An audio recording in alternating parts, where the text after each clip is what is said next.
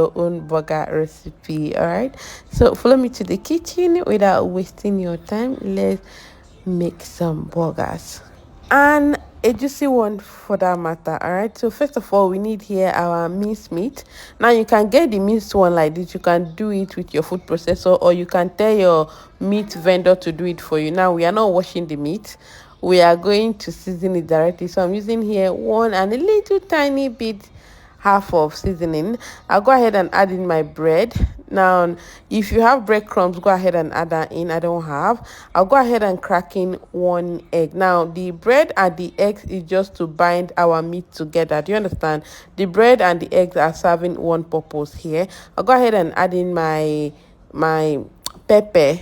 So I'll go ahead and add salt. It is very important, obviously, except you don't like salt, right? So I'll be putting this in my hand so to help me work that in. Now I'll be working everything in, not doing too much. Don't do too much of working, if not your meat is going to be tough, you understand? So we are okay like that. What we will do next time is to make our balls. Now you can decide to make bigger balls. Now this particular meat, I use it for 2 recipes. I was supposed to make big balls like this, then I realized I still have longer bread I want to use for some recipe that just came to me, so I have to reduce the balls and keep it small, you understand, keep it light like that, obviously. So that's the size I'm going for. Now this is your bread. I'm not using burger bread, I'm just using this dinner rolled bread. I be this round bread that I found. All right, so this is what I'm using. Now look at how I'm cutting it. The side that is thicker, I cut from the middle. Now I'll cut this middle, even if the other side is looking bigger, but this is still considered middle, you understand. Cut it from the middle, and then we are going to be toasting our bread. Now this oil, I use it in frying my egg, so I decided to toast the bread in the oil. Remember, you can still toast your bread without using oil. You just need to toast your bread so that when you add the sauce will not soak your bread. It is very important you toast your bread. All right, now this is the second one. I made 6 bread. Now this is the pan I'm using. Now heat up your pan, add in oil if you want to, or toast your meat like that. Now I added the beef patties into my hot pot, you understand. Then I'll be pressing it down with my spatula here. Now you can decide to make it more smaller than what I did there, like press it very flat. Now my pan was very hot before adding in my meat. You can see there on top, you can see how well that golden brown is giving us on top, you understand. This is because my pan was hot before placing in my meat patties, you understand, my burger patties. So it is what you should do next now is to place in your cheese. Now I'm using cheddar cheese, you understand. So I got the cheddar cheese for 4,000 something for 12 slices. This slice is like this 4,000 something. You can get your cheese in big supermarket. Now I wanted to place it like that, but I remembered my meat patties are kind of small, so I have to just keep it simple. The other one you saw that I just place it direct like that, and you can see it is touching the pan already.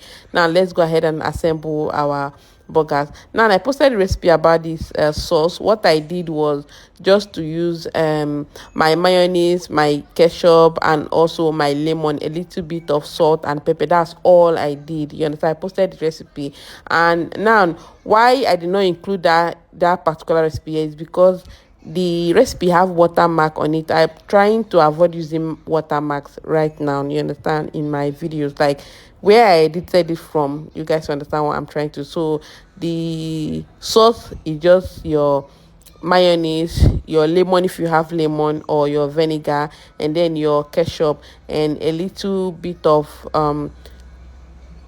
pepper, or you can add sugar. Just do you in your burger sauce, you understand. You can see a lot of burger sauce recipe. I try to keep mine simple, do you understand. Now this is how I assemble it, and this is the meat. You can see the meat is smaller, but then this bread is very big. The meat should be the same size when you're using burger buns, do you understand. It is the same size. Now this is how I assemble mine.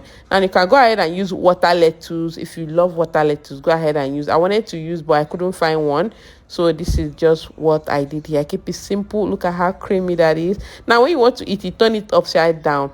The upside should be facing down, then the downside should be facing up when you want to eat your burger. That's the right way to eat it so that it won't be too messy. You know this thing. So this is the second one I'm making here. This one is mine. The first one was for my girl because of onions. I don't like onions.